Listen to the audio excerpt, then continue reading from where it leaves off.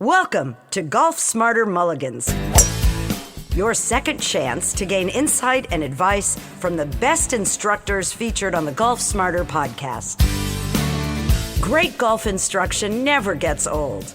Our interview library features hundreds of hours of game improvement conversations like this that are no longer available in any podcast app. This Tee It Forward movement, which is out there now that the WSJ and the PGA of America are pushing, is absolutely brilliant. The idea is you want to play from the tees that create the approach shots into the green that are the most fun to have, which would be the approach shots where you're using the same club that maybe the pros would be using into their greens. On a long par 4, most of the pros are using pitching wedges to 8 irons into the greens. To have the maximum amount of fun, the greens are created to accept shot with a wedge or a 9 iron or a 7 iron at the most. And so you're going to have a lot more fun. You're going to get a lot less frustrating if you're hitting shots into greens with the appropriate clubs those greens were designed for. You're going to be more likely to get on the green, have birdie putts, have reasonable pars. So you figure out where the tees you should be playing are to give you those type of shots. And for most people, it's way further forward than where they tend to play. With another interview from the archives of Golf Smarter, here's your host, Fred Green. Welcome back to Golf Smarter for members only, John Paul. Yep, great to be here. And thank you for sticking around for part 2 of this conversation about your article. And we've just covered numbers 1 and 3. So I'm just going to skip around on these. Before we get there, I'm curious, when you write a column like this, what is the assignment for you? How much time do you get? Or do you say, I'm going to do an article like this? They're all my ideas. I mean, that's the hardest part, or the key part. Maybe not the hardest part. Well, I could see how would that be hard. The most fun, but so I just come up with these ideas. That's the biggest part of my job assignment, is to come up with interesting topics to write about. So they don't have an assignment editor on these columns, since you're not a reporter. No. You have to. Well, I am a reporter. I'm a reporter, but this is my job, is to come up with. And so how much research time do you spend before you sit down and start typing? Because clearly on each of these points that you write, you've talked to somebody, like we just finished on the last episode when talking about Scotland. You talked to somebody over there, Hamish Gray, chief executive of the Scottish Golf Union, about pace of play there. Mm-hmm. How much research do you do? Well, it depends on the article. Mm-hmm. I travel a good bit, so when I'm interviewing people at different places. That's the research. Usually, if I have all my information in place, it would take a full day to write the thing, as hard as that might be for people to understand, and then usually a polish the next morning. So if I have to do one a week, that leaves the rest of the week to come up with the ideas, to arrange travel, to do calls on the phone, report, read books, read the web, whatever I need to do for that particular idea. Play golf? Well, that's ideal, but do you get to play very often? I do play a lot in the spring. I like to play. Mm-hmm. I like to play in like amateur competitions, and I have an arrangement with my wife where I'm allowed to spend a lot of time on golf, April, May, June, kind of to get everything together. And that's when my enthusiasm's the greatest for playing too, after a winter of pent-up demand. And I usually put my clubs up completely for 6 months a year. Do you really? Yeah. I could. Well, see, living in California, I don't have to worry about that. But I did it one season a couple of years ago. I ended the season with some elbow issues, and I thought, I'm just going to try to do what they do in these and just force myself to not play. I was going crazy. Actually, nobody wanted me to be around the house. Well, that's I enjoy it for some reason. I like the vacation from playing. I guess because I'm always writing about golf anyway. Yeah. And then about this time of year, there's a lot of pent-up demand. Yeah, we're about to have the clocks change and later in the day, and the best time. I can't wait to get back out there. Yeah. Did you play competitively when you were young? No. So this competitive thing is as an adult. Yeah, I played just a little bit when I was a kid, like 7th and 8th grade. I grew up in Fort Worth, Texas, and there were really only two sports in Texas when I was growing up, and that was football and spring football. Mm-hmm. Yeah, and Texas, it's all about that's football. where I put all my emphasis on playing football. But 7th and 8th grade summers, some moms would take us out. There were 4 or 5 of us, the Muni at the edge of town, and we'd play. So I had a little bit of a feel for the game, but I didn't really take it up until my 30s. I probably hadn't played but 20 rounds in my life before I was struck dead by it. Yeah. 33 or something, 32. Right. And here I am doing a podcast for the same basic reason. It's like I got struck dead. I was like, I need to ask people questions. I have so many questions. Wait, I'm a recording guy. I can interview them. I ended up with a podcast. 7 years later, I'm still doing the podcast. Yeah, I just sort of drifted into golf writing because I was so enthused by playing it. And I became a freelance writer, and I hadn't written sports at all, but it was a great subject too to write about because there's so many different elements to it: the emotional, the mental, Well, I think that's why, like golf books, golf movies. I don't know. Yeah, golf movies. There are certain sports that do work, that translate well to the written word or the visual. Baseball seems to, golf seems to. Football, not so much. Basketball, not so much. Like boxing does. Mm-hmm.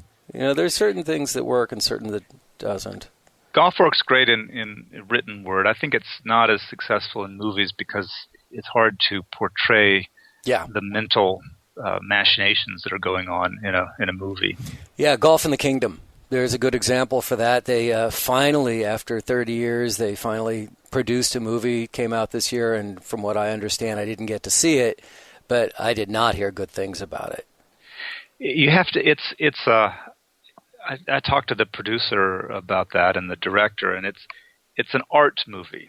You have to understand that it's an art movie, and if you go in with that expectation, I think it's a fun movie to watch, but it's not intended to be a Hollywood mass-produced, like Bull Durham or Tin Cup or something. It's the greatest game belongs ever played. in the little art movie in the bohemian section of your town, along with French cinema. Right. That's the kind of movie it is. Did you read the book The Match by Mark Frost? Yes. I hope that's a movie sometime. Yeah, I thought that was great. Yeah, he actually came on the show, and after I read the book, I was so blown away by the book. When he came, and I said, "Okay, tell the story. I won't ask any questions. Just talk." And he's got such a beautiful voice, and what a great story that was. I wonder if Cypress Point will allow them to shoot a movie there. Not if it means lose. Doubtful. Yeah, doubtful, very much. So, what's your index? About a 4. Wow. Good for you. Yep, I love it. Well, that's one reason I got involved in it and took it up is because I sort of had a knack for it. Mm-hmm. So it makes anything more enjoyable when you kind of have a knack for it. Well, that brings me to point number 3 of your article. I do come back to these things. ADD is severe, but I do come back to these things. You're saying that a 10 handicapper should shoot 10 over par. Now, handicap, rating, slope, I know that we look at these things, but I don't know if anybody really knows what they mean. It's hard to explain. Yeah. It's true. Most people that aren't golfers, or have a vague awareness of golf, if you tell them you're a 10 handicap, or a 4, say, or a 4, they say, "Oh, so you shoot 10 over par." If it's a par 72 course, you're going to shoot an 82 on average. But that's not what handicaps are meant to capture. They're meant to capture your potential to shoot a good round. So in a competition with other people, they predict where, if you shoot your best round, how well you might score. They're only based, as most golfers who have handicaps know, on the 10 best of your most 20 recent rounds. So already the average that they predict is just your best scores. Then that's tweaked according to certain formulas, incorporating the difficulty of the course that you happen to be playing in both the slope fashion and a course rating fashion, and it produces an average that you should shoot on average once every 5 rounds.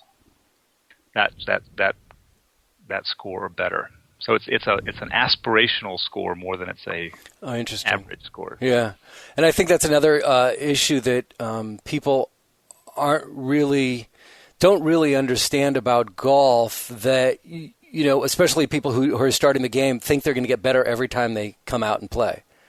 And you've got to accept the fact that, as you said, every 5 rounds, just every round, you can go 10, 12 strokes either direction on any given day.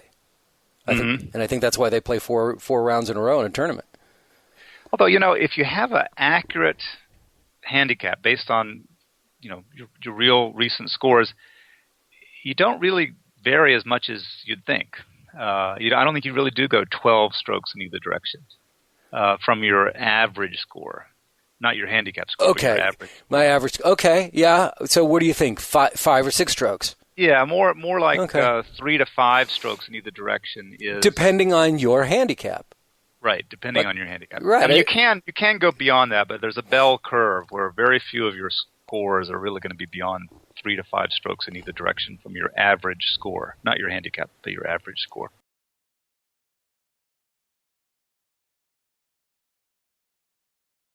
When you go to a new golf course, I guess if you're a 4, you're going to play from the back tees no matter what. But no, it's no reason to play from the back tees. It's not any fun from the back tees. No, it's not. Well, unless you use it to your advantage, because if you would normally play, say, the white tees, if it's blue. Gold, white, let's just say it's that way. And you usually play the white, and you're going to hit yourself into the bunker, into the water, but if you move all the way back, you're not going to reach that trouble. Yeah. Well, you should play, this tee it forward movement, which is out there now that the WSJ and the PGA of America are pushing is absolutely brilliant. And the idea is that what you want to do, you want to play from the tees that create the approach shots into the green that are the most fun to have. Which would be the approach shots where you're using sort of the same club that maybe the pros would be using into their greens. So on a long par 4, 480 yards on the PGA Tour, most of the pros are using pitching wedges to 8 irons into the greens. Now, they hit those pitching wedges and 8 irons farther than we hit our pitching wedges and 8 irons. But so to have the maximum amount of fun, the greens are created to accept shots, with the risk rewards with a wedge or a 9 iron or a 7 iron at the most. And so you're going to have a lot more fun. It's going to be a lot less frustrating if you're hitting shots into greens with the appropriate clubs those greens were designed for. You're going to be more likely to get on the green, have birdie putts, have reasonable pars. So you figure out, where the tees you should be playing are to give you those type of shots. And for most people, it's way far further forward than where they tend to play because they want to see the whole course. So then they're hitting 3 woods into those, or getting into the par 4s, or 2 irons, or getting there in 3, and it's not nearly as much fun. It just isn't. Too much tension. There's something in the mentality that golfers are used to, playing as far back as they can, and they're really cheating themselves. Right. They really are from not having. So when you get to a course that you've not played before, what factors do you review to help you determine which tee you're going to play from? Well, I am a 4 handicap, and I'm 6'4", and I just happen to be pretty long hitter for me. So it's not like I find I enjoy courses around 6,500, 6,600 yards. I can hit a pretty decent, 230, 250 yard, 260 yard tee shot if I hit it pretty well. I really can do that. Yeah, sure you can. Well, that's, we're going to lead into that one. We're going to get to, but next. But I think I really am a little bit unusual because most people don't hit it that far, and I'm not bragging. It's just the way I am. So I look for tees generally that are around 6,500 yards. Most people, in reality, most men, 18 handicappers, should be playing courses that are much closer to 6,000 yards. to have the maximum amount of fun and competition, and that they'd enjoy golf a lot more from those distances. See, now for me, I like to what I think is compare apples to apples. So I will look at the rating slope of a golf course, or especially the slope. Mm-hmm. And that helps me determine what tees I'm going to be playing from, because yardage, I have two courses that I play regularly here in Marin County. One is much longer than the other, but the shorter one, if you don't have a good short game, you're going to be on a green that's going to require 3, maybe 4 putts. Mm-hmm. if you can't get close enough to the hole on your short game.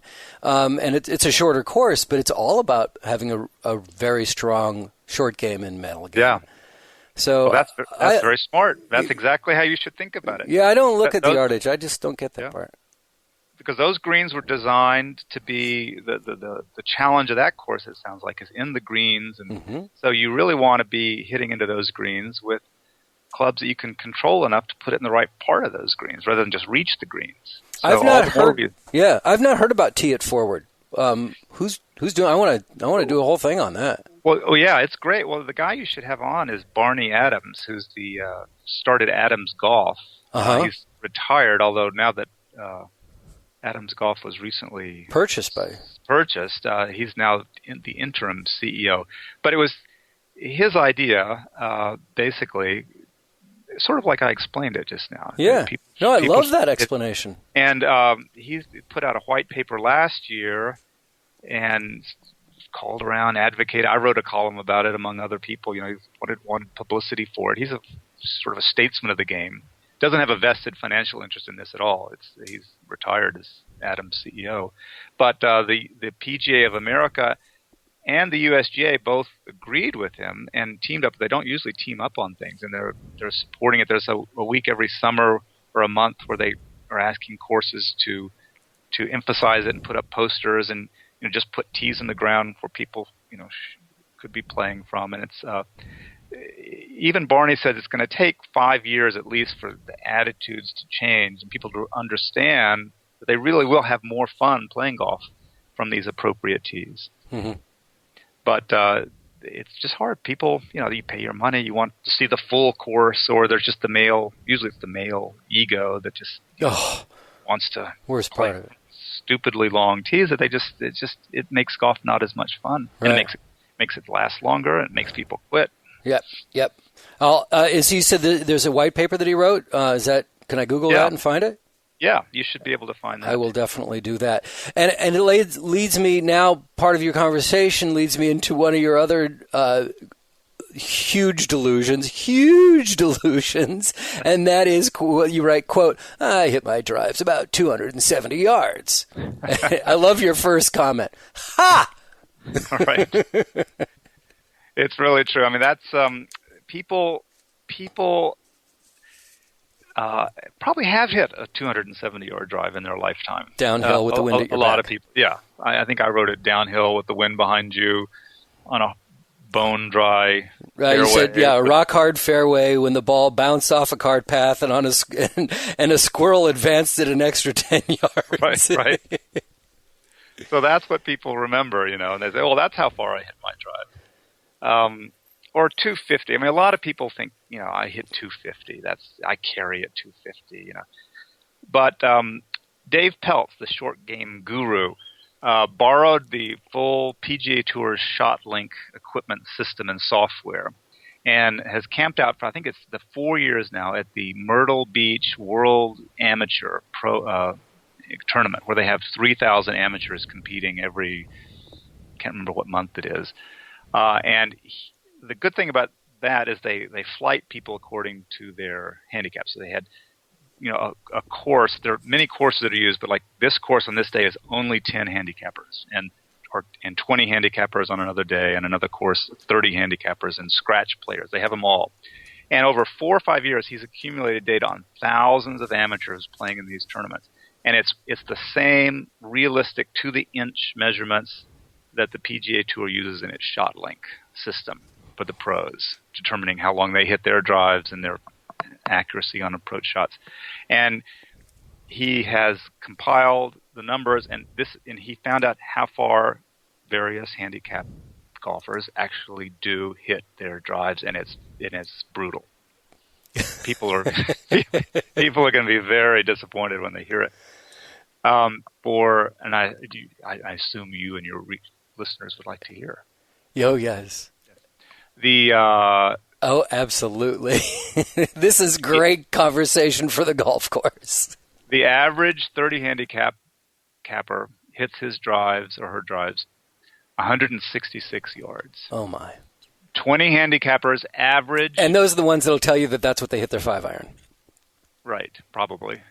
20 handicappers average 183 yards. 10 handicappers average 214 yards.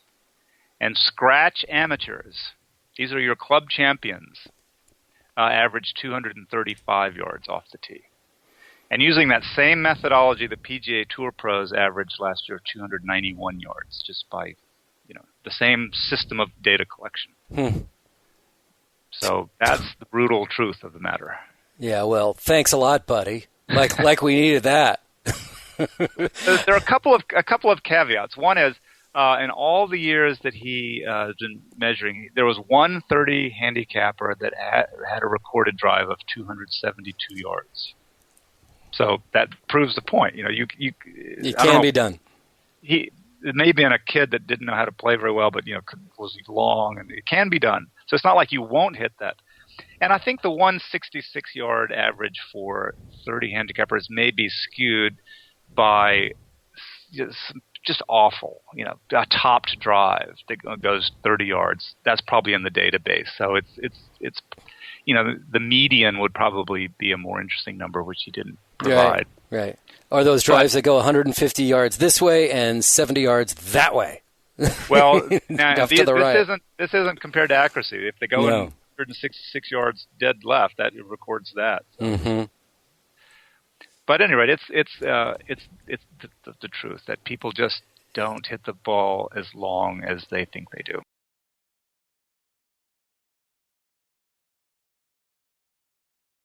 You actually, in that point that you were making, you threw one in under your breath, which I thought could have been a whole different point. I want to make sure that I was reading this correctly. And you said, on no subject are golfers, especially male golfers, more deluded than on distance. They hit their drives with the possible exception of their attractiveness to beverage cart personnel. So you're saying that she likes me.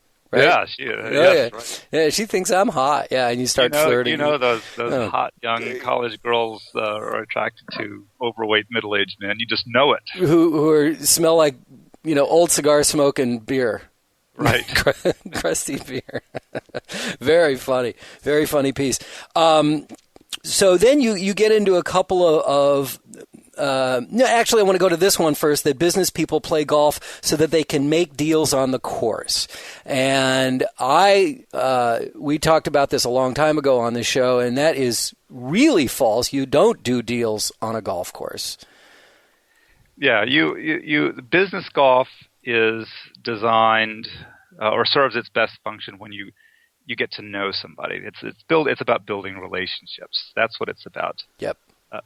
And it's great. In this harried world, very seldom do you get 4 or 5 relaxed, fun hours outdoors with somebody that you can get to know as on a golf course. And there's usually a meal involved before, afterwards.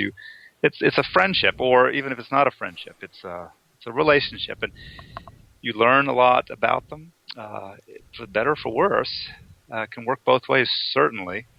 And then once you have a relationship, you understand each other, you know who each other is, then you can pick up the phone later, and you have a basis to calls get returned. And well, it's so true that nothing exposes character more than a round of golf. And the way, as a self-employed person, the way I take advantage of business on the golf course is I'm going to go out and play with this person and decide if I want to do business with this person.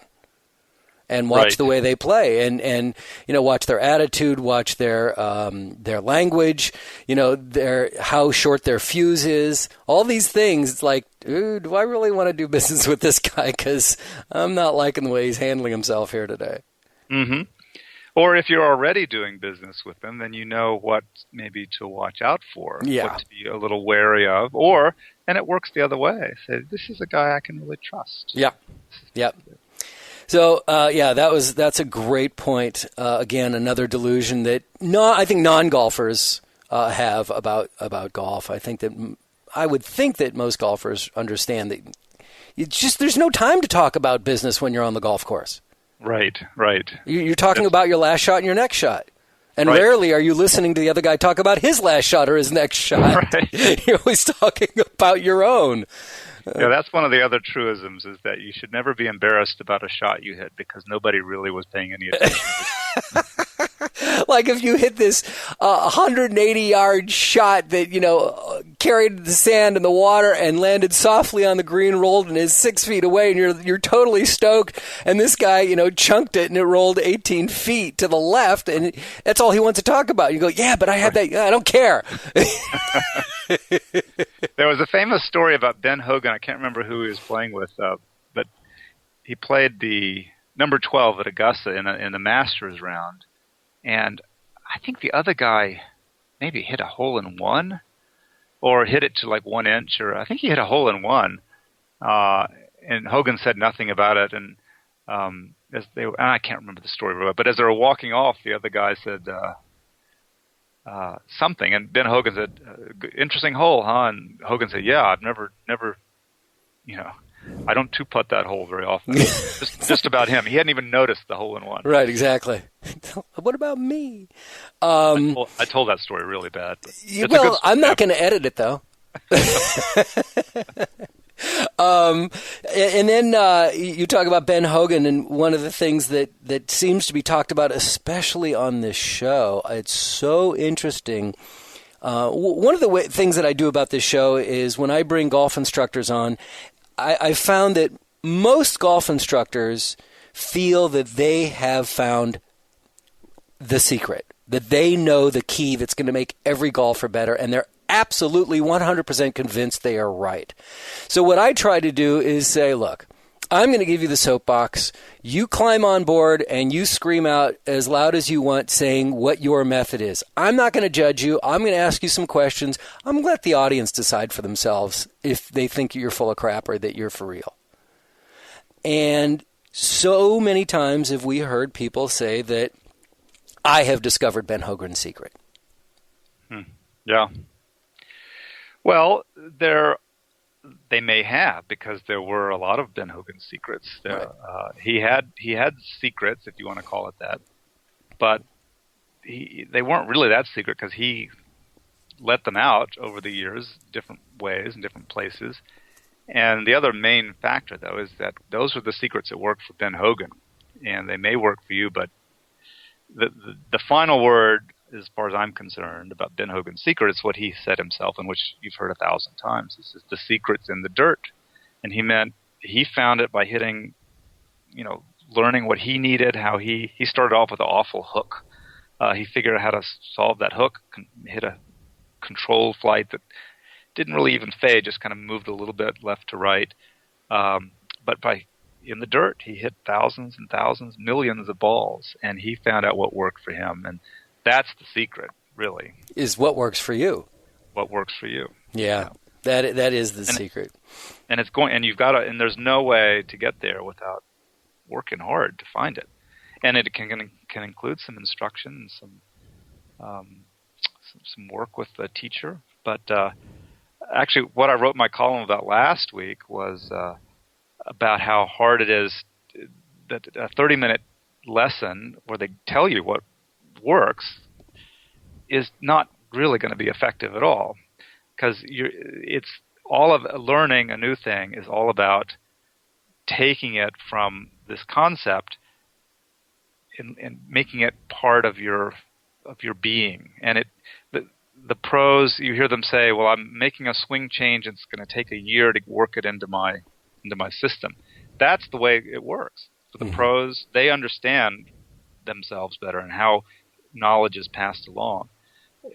And they're playing all day long every single day. Right. And it takes them at least a year. I mean, we've watched Tiger go through swing changes and how long it's taken for it to succeed, if it even has. What does happen in a lesson is if you're, say, slicing, an instructor, a good instructor, even not so good instructor, it's pretty obvious to them why you're slicing. They can tell you a thing that will help you slice less. Might reduce a 25-yard slice to a 12-yard slice, and at the end of that lesson, you're probably going to be slicing 12 yards instead of 25 yards. They can make that change. They can fix something, but and I talked to some people for this article and experts on neuroscience and the way people learn and bring these things into themselves, and that's just, there's no chance. You don't understand anything. You haven't gotten anything. It's all about bringing that into your game, and it takes lots of different types of practice. Smart practice that's not really fun, not just hitting balls, but hitting balls in different circumstances, hitting balls in different lies, coming at it many different days from different perspectives, hitting it in ways like on one leg or things where you're failing but you're beginning to understand the move. So there are many pathways that your brain can attach to it and bring it forward rather than just a memory of one range session. And then over time, it becomes second nature. But it's necessarily and absolutely a long process, and people underestimate that. And they think that if they fix it on the range after a lesson, they've got it, and they don't have it. And then we're deluged by training aids, products, Golf Channel, Golf Digest, magazines, newspapers. There's just so much. YouTube. There's so much content bombarding us on how to improve, and yet it may not be relevant to what we do at all. It's distracting. Totally distracting. That's the word I'm looking for. You if you get a good lesson or a good tip, I mean, a tip can be useful. Yep. But you have to integrate it, and you're going to get madly frustrated before it becomes second nature, and then you're going to see another tip, and you're going to substitute that tip for this tip, and you're never going to get better. And that's part of the problem that I have with this show is that I'm doing interviews every week, and I'm getting all these great little tidbits and tips, and I'm like, no, don't do that. Just stop. They're not wrong. Most of that advice you get is not wrong. Nope. It's just that it's like step 1 of 100 in order to get better. It's just the first step. What you need is one of the terms for it is deliberate practice, where you're working on one aspect of something or in the total look of your game, the thing that you're worst at, not the thing you're best at. When people go to the range, they often hit 100 balls of the thing they're best at, and which doesn't really help. Doesn't help you learn it. My favorite is when they pull out the driver first thing. It's like, really? Yeah. What? Yeah. It's just not. You look at the way the best coaches have their. What people? This guy named. There's a wonderful book I can recommend. Please. This guy named Rick Jensen wrote a book called SEN or SON? It's JENSEN. Okay. And it's called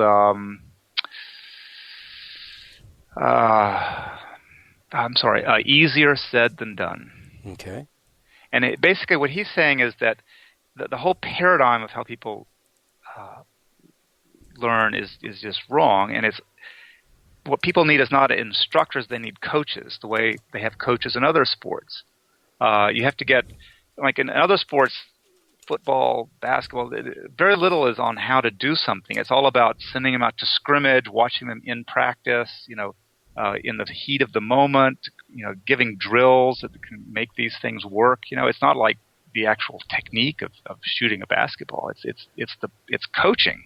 And he says that's the paradigm that golf needs to switch to if people are really going to improve. So, and it's possible. The idea would be maybe you'd get your local pro, you get a lesson, but and they would be happy to do this, but golfers don't ask for it, generally speaking. And you maybe have one or two less, a month, but then they give you drills. They interview you after you've played and where you failed. They give you lots of on-course practice if you can find ways to hit from rough, and lots of things, lots of drills of the type that aren't much fun to do. But if you really want to get better, that's what it's going to take. And it's not learning more than one new thing every month. It's learning one new thing and then practicing it in lots of different ways until it becomes second nature to you. And the book is called Easier Said Than Done, The Undeniable Tour-Tested Truths You Must Know and Apply to Finally Play to Your Potential on the Golf Course by Dr. Rick Jensen. Mm-hmm. There you go. Very good book. Yeah, all right. Well, thank you for the recommendation.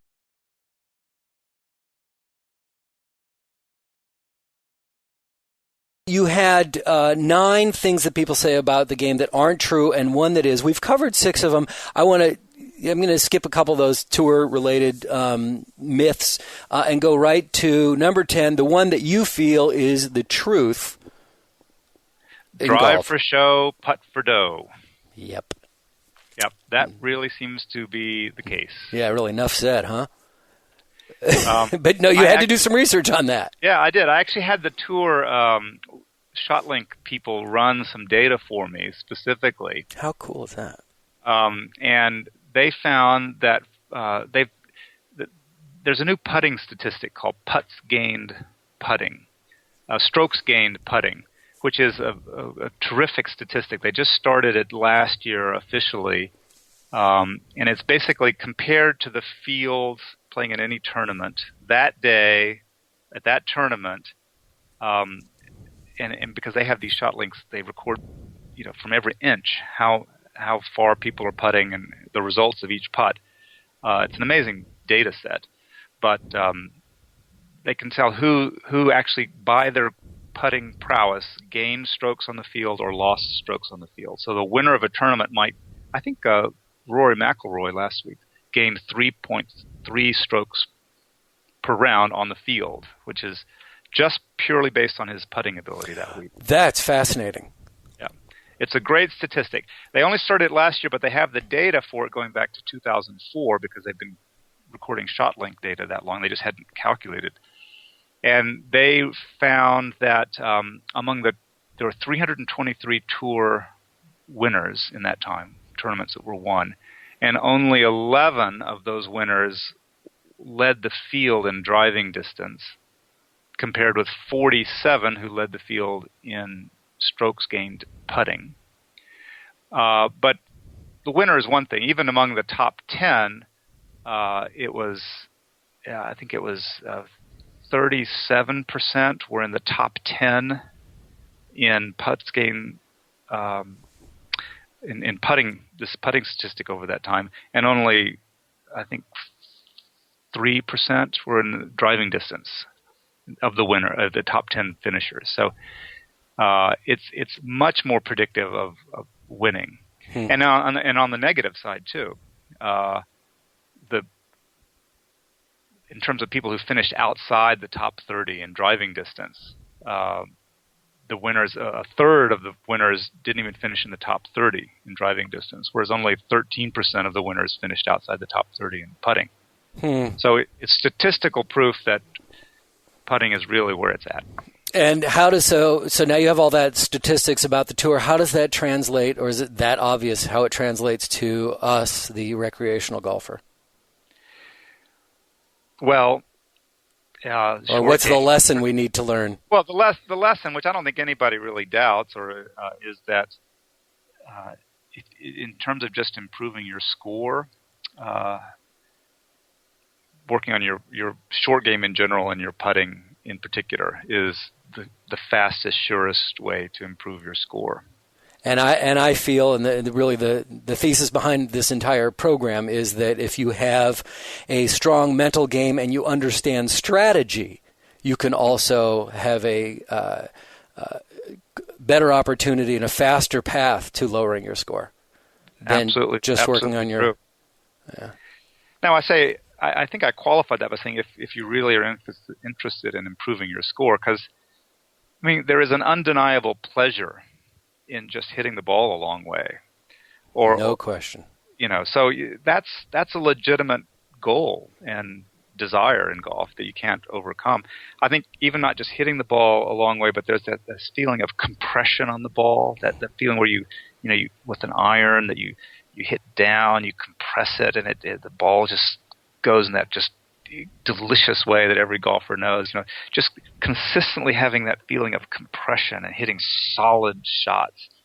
I mean, that is an exquisite pleasure in playing golf that really doesn't necessarily have to have anything to do with score. Right. Well, and recording in and of itself. Right. And as a recording engineer by trade, the sound of a great golf shot is, it. When you hear it, you're like, oh, that sounded great. And you also like, ooh, you hit that thin, didn't you? Right. The sounds of the club hitting the ball, they're definitely translatable. It's part of the pleasure. There's no question about it. Yeah. But in terms of score, if you want to just really beat your buddies and lower your handicap, putt. Game, the very worst thing that amateurs do putting wise is long lag putts. Mm-hmm. And that's the thing where you can probably get the most improvement. Doing drills where you try to hit it 5 feet past, and then 5 feet short, and then even with the hole from 20 feet, and then 30 feet and 40 feet. People don't really practice that very much, but you can avoid 3 putts. That's sort of the worst putting. That's the most improvable putting aspect for most amateurs, according to Dave Pelt, this short game guru. I find it fascinating when they're getting ready, or when a tournament has started on television, and you see guys who are warming up because their tee time's coming up and they're on the practice putting green, where when I watch people on the practice putting green, amateurs, they'll do a 3-footer, then they'll go back and do a 20-footer, and then they'll do, another 3-footer and a 5-footer, and they're all over the place. Where when you're watching these guys practicing on tour, preparing for their round, they'll stand at 6 or 7 feet with 20 balls over and over and over. It's the same length over and over and over. Then they'll move to another length. Mm-hmm. It's fascinating. It's like, just work on the one thing. Don't, because you're not really learning anything by going all over the place, nor are you getting a sense about the speed of the greens, or you think you might be. But Dr. Joseph Parent of Zen Golf said to me once on the show that, and I've used it forever, is your own personal stimp meter, right? And so what I do is I'll go out to a practice putting green. First I'll ask, are your practice putting greens pretty similar to your greens out there? Yeah, they generally are, because they're maintained by the same people and they're cut the same way. So generally they're close. So what I'll do is I'll find a flat spot on the green. I'll take 3 balls. I won't pick up my head. I won't look at the balls. I won't even pick a target. I'll just take 3 of my most natural strokes in a row and see if all 3 balls end up around the same spot, and then I'll step them off. Mm-hmm. And if I step it off and it's only 4 paces, this is a pretty slow green. If there are 9 paces, this is a pretty fast green. So, someone tell me, we're at 13 on the stimp meter. It's like, I have no idea what that means to me. So I have to set my own stimp meter, like from course to course. Like, okay, I know these are pretty fast, so I'm going to have to be a little more aggressive in the way I hit today, or really pull back, which is terrifying when you try to do that. But that helps me. Yeah, I like that. I'd never heard of that concept of creating your own personal stimp meter, but that sounds like a very good idea. Well, there's your next column. It reminds me, I know Ben Crenshaw, who was one of the greatest putters ever on the PGA Tour, used to, he didn't practice a lot of putting before a round, but what he did was he didn't usually putt to holes. He would just swing, get a feel for his stroke without a ball, and then just start stroking balls, sometimes with his eyes closed, sometimes with his eyes open, but just to get the feel, and then watch them roll out to get a feel of the greens and his stroke and the smoothness. It was very Zen-like in his way. Interesting. Well, I highly advise everyone to track down the article if you want to hear more about what John Paul had to say about these myths. But even more so, I recommend that you check them out weekly on the Wall Street Journal. And you're online at the Wall Street Journal as well, right? Yes, that's right. There is a paywall at the Wall Street Journal, but most of my columns are available outside the paywall. Oh, congratulations. Good for us. If not, you can follow me on Twitter, @JP Newport. I don't really tweet very much. I'm not like an avid Twitterer, but I do put a link up to my column every week so that people that don't have the paywall when they're behind it can get to it. Mm-hmm. Yeah, tweeting. It's a whole other topic. John Paul Newport, thank you so much for spending all this time with I think that you and I can probably talk for another 2 hours, and maybe we'll get a chance on the golf course someday. Thanks a lot for coming on to Golf Smarter. You bet. I enjoyed it very much. Thanks, Fred.